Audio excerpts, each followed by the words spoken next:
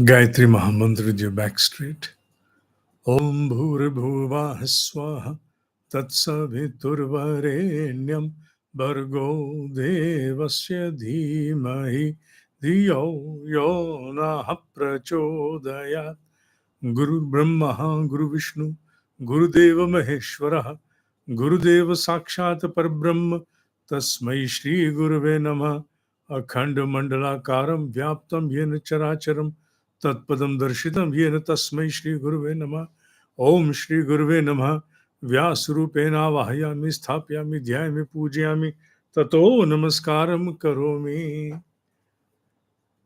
Chapter number 10, verse number 18. Starting from 12 onwards till 18, the 7 verses, they go towards Arjuna. The Lord will take the charge once again from, before I come to the exact words of the verse, let me make a mention that in this particular verse, there is a very important term which is assigned a name to the Lord Krishna, Janardana. It is Janardana. Today's interpretation is exclusively based upon whatever Adiguru Shankaracharya, the great exalted one, who extricated Bhagavad Gita out of voluminous Mahabharata, it goes to him. Because he has given an excellent interpretation to the verse. And I pick up 2 words at the foremost before I go on to the entire verse. The first is the name assigned in this verse, Janardana. As we by now understand that in Bhagavad Gita there is a special beatitude that wherever it is necessary, a special Arjuna has more names. And here the name given to Krishna is Janardana. According to Adiguru Shankaracharya, the word Janardana owes its origin to the root Ardha, which has 2 primary meanings. And when I was going through the study of this particular verse, I must give all credit to the Shrimed Bhagavad Gita, Bhashya by Adi Shankaracharya.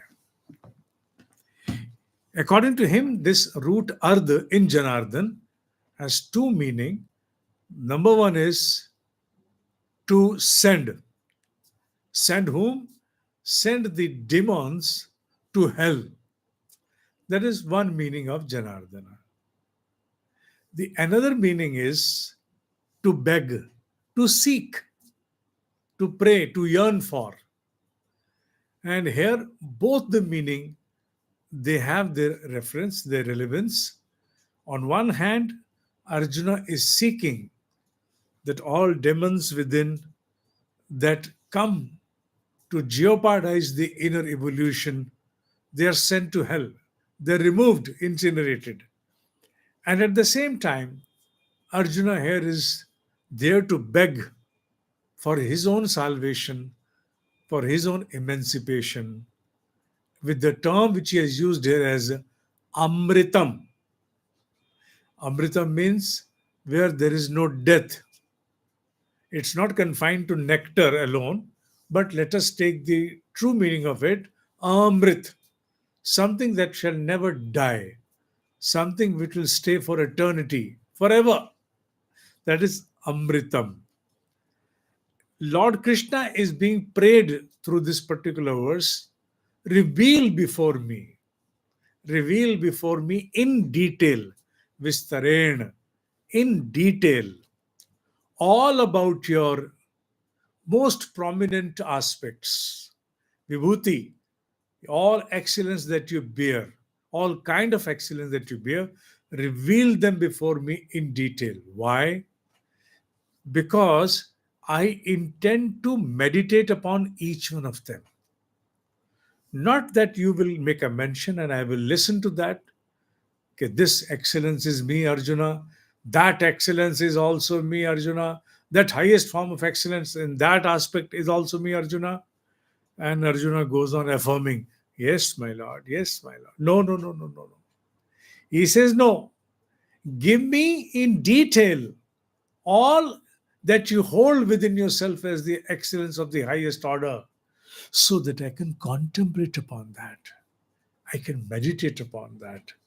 So that is why you have to go into details, because my mind, it wavers, it keeps on moving. I want that whatever you mention in detail to me, I stay and I contemplate, so that the fact about your excellence, they ground deep within me to such an extent that wherever I sight, I see you. I want to be totally immersive into you. I want to exclusively pervade into you. Nothing else to my knowledge, to my notice, except you. So, therefore, mention to me in detail so that I can contemplate. Tomorrow you may say, I am Himalaya. This is not in the verse. I am drawing an understanding, which obviously in the coming verses is going to be a mention. Tomorrow you may say, I am Himalaya. And I listen that, okay, Lord says it is Himalaya. Good. Acha, Himalaya is also Lord. No.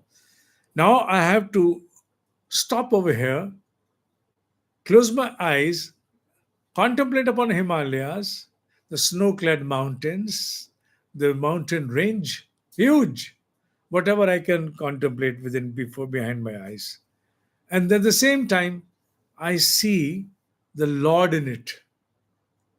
And I convey to myself, Himalaya is Lord and Lord is Himalaya, so that they become synonym to each other. They become personified to each other. So whenever Himalaya comes to my consideration, for me it is my Lord. It is my Lord. It's my Krishna. It's my deity. To that extent, you explain me in detail so that I start contemplating upon each one of your exalted efficiency, exalted excellence. I contemplate on each one of us, each one of them. At times, we experience in our life that certain brands, they get so grounded in our understanding that the product and the brand, they submerge into each other. The moment we take the name of the brand does not come before our notice. The product itself comes to the notice. Whether it is a particular kind of a soap, whether it is any shampoo or anything. So the brand and the product, they submerge into each other. So likewise, oh Lord, allow me to contemplate upon all those mentioning that you are going to now mention as you yourself personified into form of that highest excellency. Allow me to contemplate such a case that whenever I contemplate, whenever that name, that term comes to my consideration, I see you in it and nothing else. In other ways, the devotee, the devout, is trying to convey itself that tomorrow my thought is not evasive, it does not elude the Lord in any manner. Lord comes before my notices every now and then. Lord becomes a reiteration every now and then through different kinds of mentioning. So I take accept Lord as different synonyms, which the further verses are going to mention. So this is the understanding which is conveyed through this verse. Why so? Because my objective is emancipation, moksha. I want to go beyond death. I don't want to get entrapped into the fear, anxiety, and complexity of the life and death. I want to go beyond that. How shall I be able to go beyond that? It's only when you become the sole objective, the sole image, the sole bhava within me, deeply grounded, that whenever, wherever I want, I can see, I can feel, I can merge into you. So gradually a moment will come when I will emancipate. I'll attain my moksha. Moksha is my objective. Having said so, Moksha is my prime objective. Therefore, inform to me in detail so that I can contemplate upon all those aspects. O Janardana, O the slayer of the foes, O the one from whom I can beg, I can seek, I can yearn for my goodness, for my salvation. This is the meaning. Let's go down to the words of the verse. They shall be in Sanskrit. But yes, now since the meaning has been conveyed to you, not much of a difficulty for you to connect. Vistarena Atmanaha Yogam Vibhutim Cha Janardanaha Bhuyah Kathaya Tripti Hi Shrinavata. There the word Shri in Hindi should be Shra, that letter Shra, but since it could not be typed, so it is Shri. Shrinavata na asti me amritam. Inform to me about all your excellency in detail because I need to solve the yoga from there. Yoga means enjoyment with the higher consciousness, higher self. O Janardana, भूयः कथया तृप्ति ही शृण्वतः न अस्ति में अमृतम. You may have mentioned it how many times before in different forms, does not matter. Please mention it once again because I don't feel satiated ever. However times you may go on speaking, I love to listen to you more and more. There is a deep quest, deep curiosity within me, which is there at all times to listen to you more and more, more and more, more and more. Your words are, they cast such a magnetic spell upon me. They're so attractive that I stay glued with them and I want to listen to you again and again and more and more. So, there, because your words will help me gather my salvation. Your words will relinquish me from the entrapments of life and death and bestow me emancipation.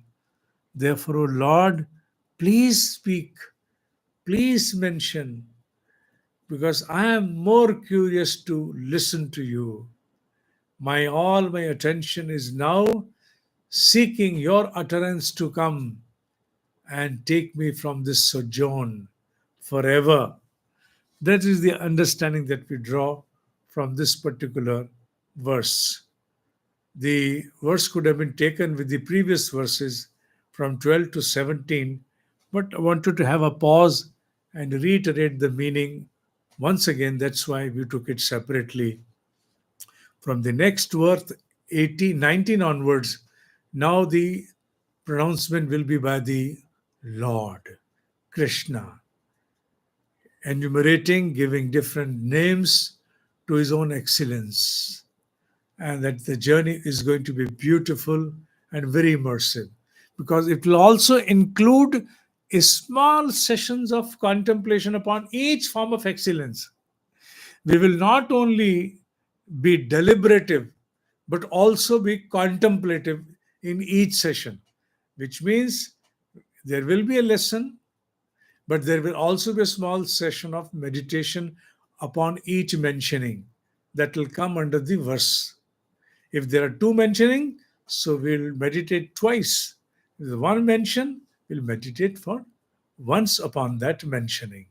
So from the next session onwards, be prepared for the deliberative part and the contemplative part.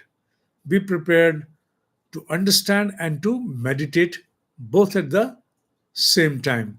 This is going to be a unique experience because so far it has been exclusively deliberative in the respect to each verse. There was seldom any opportunity when we could meditate. But now, under Vibhuti Yoga, a few words to come, we'll enjoy both the worlds. For a seeker, this is going to be a blessing boon to not only understand by intellect, but also transpire the contemplation within yourself to be more immersive, to enjoy oneness with the mentioning. So it's going to be a beautiful journey. from the next session onwards. Enough for the day. More to come in the next verse. ओम ही सत्य है, ओम ही सत्य है, ओम ही सत्य है.